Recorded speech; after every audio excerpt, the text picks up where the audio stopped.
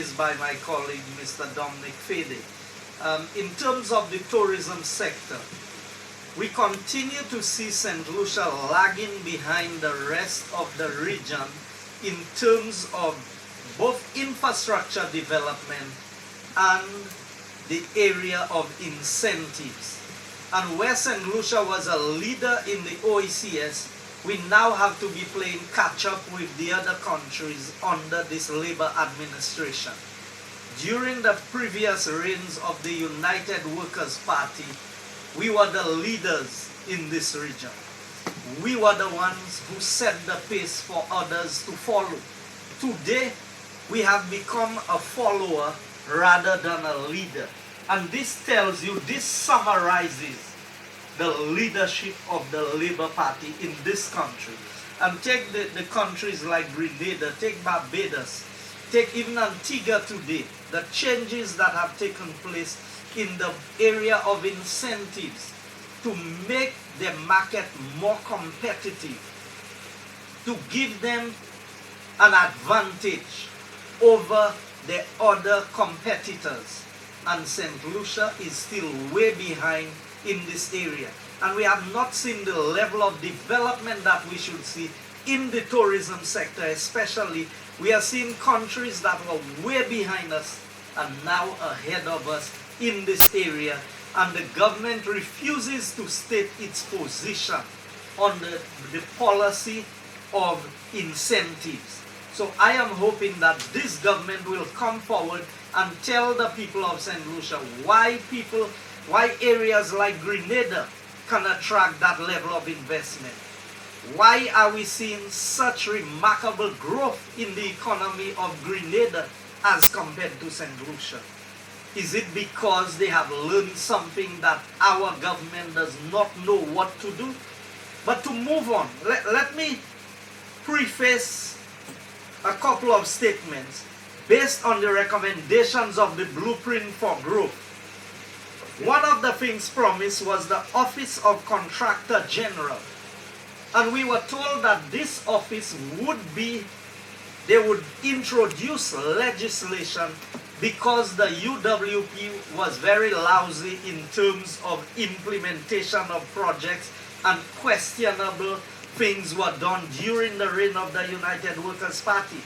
I want to ask Saint Lucia today, how many contracts have you heard that were issued by the Office of Contractor General in Saint Lucia? Or is there an Office of Contractor General, and is that office functional today as we speak?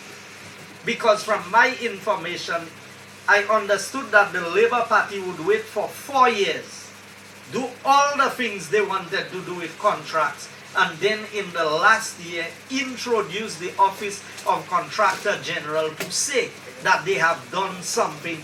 But by then, they would have built up the coffers of the Labour Party sufficiently through the issuance of contracts, which I will highlight further. I want also to bring to the attention of Saint Lucians, because I think the Labour Party knows exactly what they are doing. It was planned. It was not something that happened accidentally. Post-Thomas Reconstruction, you would recall that UWP was in office for just 1 year after Hurricane Thomas. And you can see for yourself the extent of the reconstruction works that had been done by the United Workers' Party. And this was done within 1 year. Today, 4 years later, there are still areas where reconstruction work has not commenced. And there are areas, I can tell you, as late as November, a major road network like the Alan Bousquet Highway, which connected the north to the north and to the East Coast Road via the Trois-Pitons Link Road. As I speak to you, work just started on this project earlier, about 2 weeks ago. Work started on this project after 4 years. Is that a government who understands anything about reconstruction? Can you imagine the UWP being in office for 4 years after Thomas and their works? And I can tell you, if you pass Bacatel at the junction between Bacatel, Forestier and the Mont, there is a wall where the road is undermined since Thomas, and it has not been touched. Any vehicle can flip over and find themselves all the way down in Farrah's estate. And that area has not been touched. There are roads in Forestier that was damaged by Thomas that have not been touched as I speak to you. So is this a government that kept to what it was saying? And I want you to understand further in terms of what they promised. They said in our first 2 years in office, we will mobilize resources to undertake the reconstruction of our vital infrastructure. How much of that have you seen happening? Now, if you just take that statement by itself, it may not be that instructive. But it goes on to say, we will see to it that our primary roads and bridges are reconstructed, our damaged and silted agricultural lands restored, our rivers desilted, and our national water distribution system repaired. Now, let's break that down. I can take you to any of the farms, and you can see the amount of silt still on these farmlands. I can take you to any of the valleys, the Roseau Valley, the Cul-de-Sac Valley, or the Mabuya Valley, and you would see the extent of the silting that is still in these areas. The last set of heavy flooding we had a few weeks ago in the Bexon area is as a direct result of the lack of desilting work by the Labour administration. Since the passage of the trough, Bexon has not been desilted. They did some superficial work on the river by just pulling out a little bit of the silt and putting it right on the river bank, so as soon as it rained, it went right back into the river. There is no extensive desilting that have taken place in the Odsa area, an area that hardly knew anything about flooding. The last set of heavy rains caused mayhem for the people and the residents of this community because the Labour Party has not desilted. But how long did they promise they would do it? 2 years after. It is 4 years.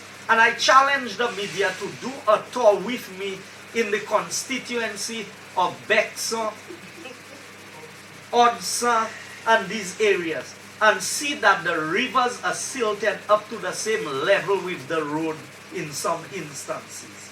So is that the promise that they made to us after 2 years? But here's what they say. We intend to put large numbers of St. Lucians to work rebuilding our country.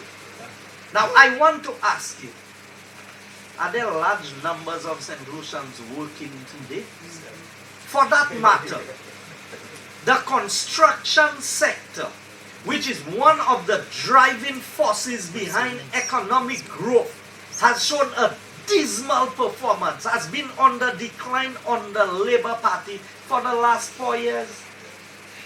So, should I waste my time and speak about this blueprint? I tell you, anything they tell me that's blue and it's in red, I have a problem with that. That's the red print for destruction of St. Lucia. You know, so I'm going to put this on aside and not waste my time to speak any more about it, because it shows clearly that this government made promises to get into office, not promises to manage this country. Further, they said they would improve the area of construction by putting everything into under one umbrella. So they move all the schools and the health centers. After 2 weeks of school reopening, what happened at the Castries Comprehensive School? Students had to be sent home because pieces of the concrete was falling off. You mean nobody in the ministry knew that that was happening? When the Ministry of Education was responsible for repairing desks and for repairing windows and plumbing at the schools and electrical, our schools were better prepared after the 7 weeks vacation for students to reoccupy the classrooms. But the policy adopted by the government continues to fail the people of Saint Lucia. So let's look at the real issues. What have we received from this Labour Party? Now I will pick on a road project. The road project, the Bans Labrie Road project. You remember I got into a serious confrontation with the Speaker of the House when I raised the issue of this contract that I have a copy of in my hand now. This contract, I said, did not highlight what was happening, and the bill of quantities was a quarter page, where on a $10 million contract, the bill of quantities and the explanation of works usually takes up to 40 pages. On a $29 million project, we had a quarter page. Now, I want the government to clarify for the people of Saint Lucia whether the tender was for 9 kilometers of roads or whether it was for 11 kilometers. Because the information I am receiving is that those who bidded on this project bid for 11 kilometers of roads. I am told today that the bid that was accepted, the FOT was 11 kilometers, is 9 kilometers, and some $3 million may have been added to this contract. I think the people of Saint Lucia needs clarification as to whether this project has moved from $29 million to $32 million. And that is what happens when you have documents that are incomplete being used as a document. So I want to know whether the Office of the Contractor General went through this particular document and whether they knew that it was 10 kilometers, 9 kilometers, or whether it was 11 kilometers, and whether some people bid on 11 kilometers and others bid on 9, and the price for the 9 was considered the lowest and given the contract, only to find out that it did not meet the specifications of the bid requirement. Now, anybody who is involved in this would understand that once a bid does not meet the specifications, it ought to be rejected outright. There are basic requirements that it must meet. And then the permanent secretary in the ministry, on a call-in program that I was on, challenged me to say that the commencement period and completion of project was referring to two different things. And I'm saying today categorically that the PS misled Saint Lucia into making them believe that the FIDIC contract had two different explanations. Anybody can go to the FIDIC contract, can download it on the internet and see that the FIDIC contract is very clear between commencement period for the commencement of a project and for completion of works. And even the references made in this document is clear as to which section of the FIDIC contract that was used and that the information she gave was wrong. Why would the country be misled into thinking that everything was right about this contract? I have to say further, during the last week, I saw a press release which stated from the Voice newspaper, $14 million in roadworks. Now, I must confess that the last two meetings of Parliament, I was not present. So I do not know whether these went to Parliament. I have inquired about it, and I have been told that it did not go to Parliament. But I want to be on the safe side. So I am still researching this. But if these design, finance, construct projects did not go to Parliament, the Prime Minister will have to come and explain to the people of Saint Lucia. Because you remember with the asphalt and mining project, he came out and he said that we had broken the law, and we went to Parliament and issued contracts to persons without parliamentary approval. Well, my understanding is that these projects outlined here are projects under design, finance, construct, and I don't recall seeing them. I am subject to correction on this, but I will continue my research, and when I have verified that it did not go to Parliament, I will want the Prime Minister to explain to me why the same thing he condemned in Parliament, that he is coming back. Or was it just a witch hunt to attack the previous administration?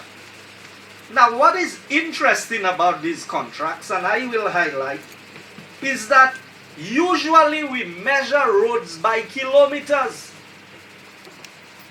You know, you say you are going to repair 10 kilometers of roads or 6 miles of road.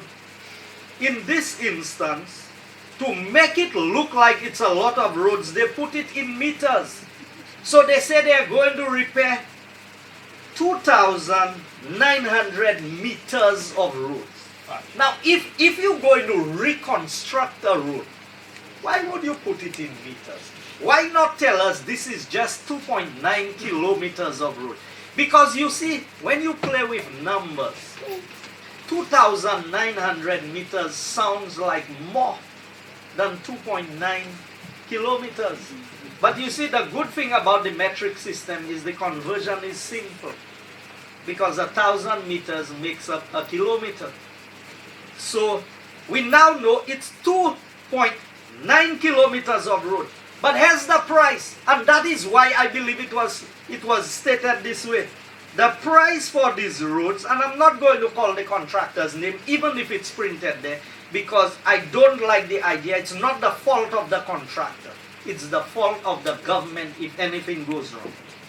The cost of these 2.9 kilometers of road is $8,350,666.38. Now let's put that in context. And the method of road construction is chip and spray. Now, anybody who is in the construction sector when it comes to roads knows that chip and spray is the cheapest form of road construction. This is not an asphaltic surface, or this is not a concrete road. This is where you just pass with the truck spraying the bitumen, you just spread some tar on the road, and then you pass with a truck with stones, and you spread some stones on. Chip and spray. That's the cheapest form of road construction. So I want them to explain to me how 2.8 kilometers of roads, 2.9 kilometers, can cost $8 million. When they criticize us so heavily for the Angers-Deriso road, which was over 3.3 kilometers of roads, which is an asphaltic surface built to a secondary road standard for about $10 million. And tell me who has overpriced the project. You see, because this government, every time it wants to do something, it tries to blind the eyes of the people of Saint Lucia from seeing the truth. Then I want to deal further with another project that I see there. The Fokako Road, which is in the area of Babono. And I can tell you, I know this area very well, because one side of that road is Castries Southeast, and the other side of that road is Babono constituency. This road was given, and on this occasion, I will mention the name of the contractor, to an Alexis Samuel. I want to know what the relationship of this Alexis Samuel is to the Prime Minister of Saint Lucia. And I want to know whether there was no contractor in the Castries Basin who could have qualified to undertake the construction of that work. And I want to know what qualifies this individual to be a contractor. When I know based on previous records, I have heard that bridges built have failed. And we had the last one down in the area between Deriso and Bellevue. You remember there was a bridge built and there was some collapse. I want to know whether it was that same contractor who built that bridge. Because you see, this government must stop playing games with the people of Saint Lucia and come out straight. Stop attacking the opposition and make it look like we were the ones who had the problem when you have done so much worse in your performance. Now let's go to HIA, Uranora International Airport. I will tell you, I will start by saying, HIA under the present structure is the worst conceived project by any government in this region. You see the model being presented, and I met with the IFC, so I know exactly what they are doing.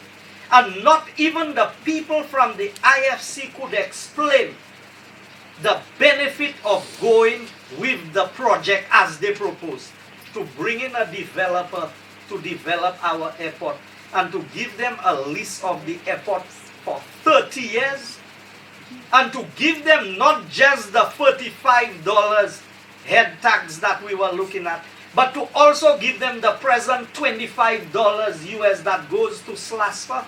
So altogether, the developer may end up getting as much as $60 per passenger who lands in Saint Lucia to build an airport that is cheaper than the airport that the United Workers' Party was going to build, with a smaller footprint, with some of the work already being undertaken by SLASPA.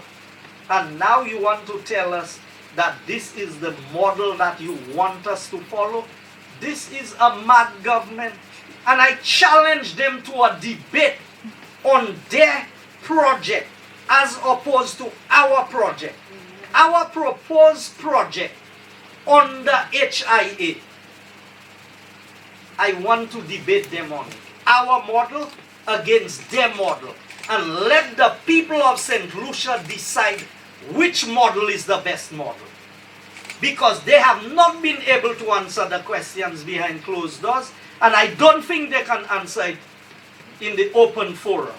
I can tell you further that under the previous UWP administration airport development project, and the outline is there, the airport would have created an additional 900 jobs. Not construction jobs, you know.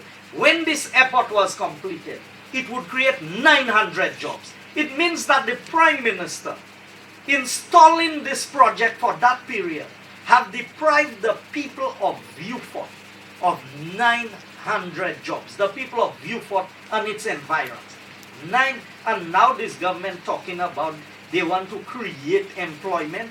You threw away a project. Like I said, you didn't like the contractor, you could get rid of the contractor. Bring in a new contractor, but go with the model and build the airport. You wanted to review the price? UWP didn't have a problem with that. That's why the people elected you. But to stall the project and make it look like now you want to do something. 4 years you cannot start anything. The executive summary by SLASPA is there for everyone to see. Everything was done to a T.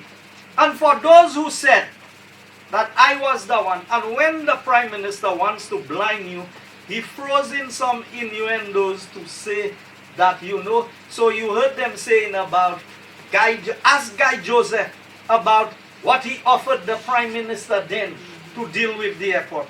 Well, I can tell you, I've always said I was not involved in the financial negotiations for the airport.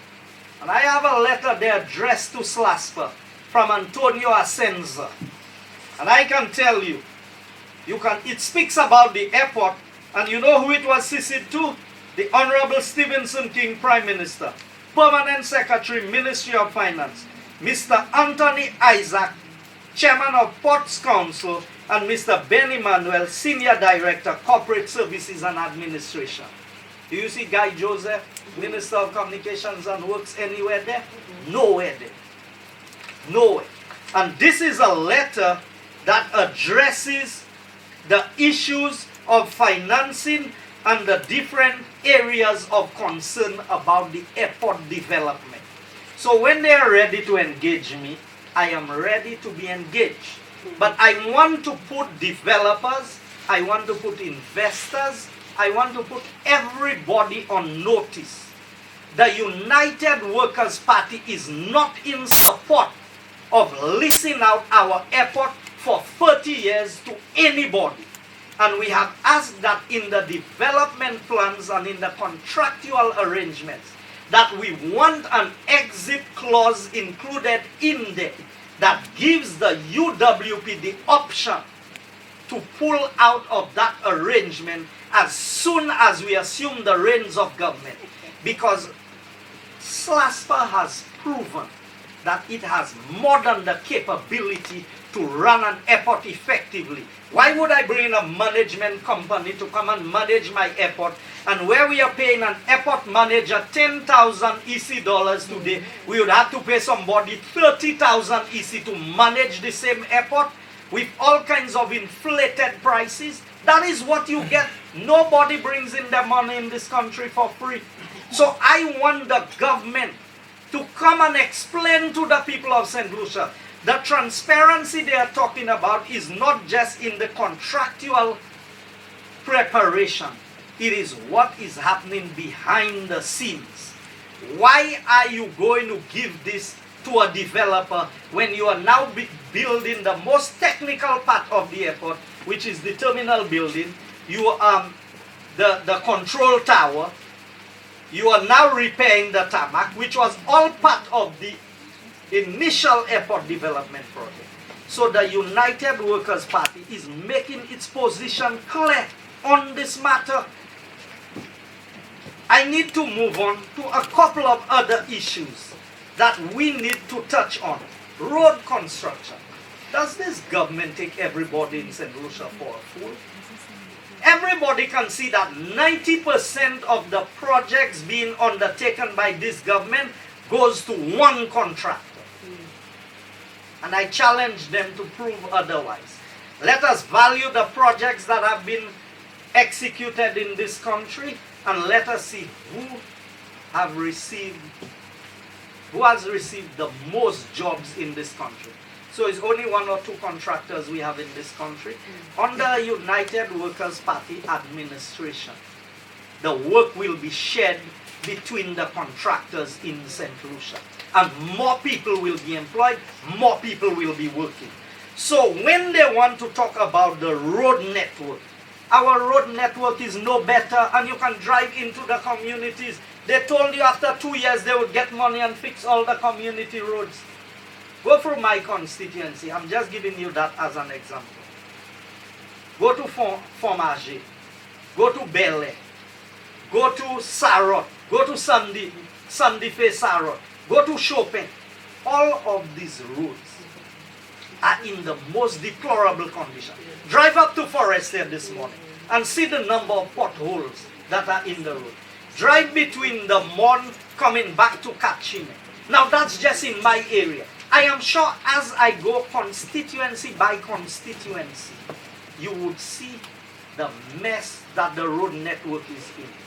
Now, any government who promises you they're going to fix all the roads, they're lying to you. It is just to get your vote. And I can tell you, when we are in government, we will not be able to fix all the roads overnight. It is over a prolonged period. No government can come and fix the roads in 2 years and fix all the roads in Saint Lucia.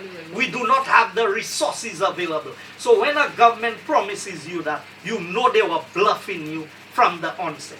They said they were going to fix the water infrastructure. Well, how did they fix it? They increased the price of water by 66%.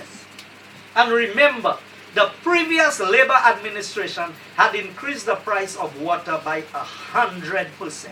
So altogether under Labour, the price of water has increased by 166%. 10% of that money goes towards the desilting of the Roseau Dam. Now tell me, as we speak today, members of the media, supporters of the United Workers' Party, and St. Lucians in general, have you seen any work being done on the Roseau Dam? Thank God that we had the rains. Yes, the rains caused some damage. But do you know the water levels in the Roseau Dam was to a level where we were entering into a crisis for water? So sometimes we cry about it on one side, but sometimes it is God watching over the people of Saint Lucia that we got rains that could have filled back the Roseau Dam, so we do not end up with a water crisis. Because this government continues to create crisis. 4 years, nothing has been done in the Roseau Dam. 2 years, they are collecting money, and I'm calling on the Water Commission to come and explain to the people of St. Lucia why your mandate is that you must get a detailed costing in order to arrive at a price. What is the detailed costing for the clearing of the dam that you have allowed WASCO to continue to charge the people the 10% and nothing has been done on the dam? And for that matter, WASCO is in a worse situation. From what I'm hearing, a strike is looming over with the workers of WASCO because the water sector is in a worse situation. In closing, fuel. The government continues not to tell the people of St. Lucia the truth about fuel prices. For that matter, getting the CIF price of fuel has become a mystery. It has disappeared. Why is that not readily available? Why the landed cost of fuel? I cannot just go and know that fuel is landed at that price. Because I believe that the government continues to rob the people of St. Lucia in terms of the fuel prices. Now, I want you to understand, drivers in this country, what has happened to you? Tire prices have been increased.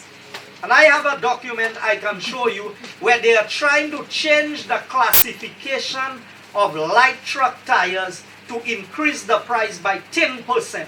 But I'm monitoring them. And I'm telling St. Lucians, I am waiting, because they want to increase the price of truck tires by 10% because they say SUVs are using the same tires as trucks. So they want to go after the SUV owners, but because they use the same size tires, the truckers will suffer the same fate.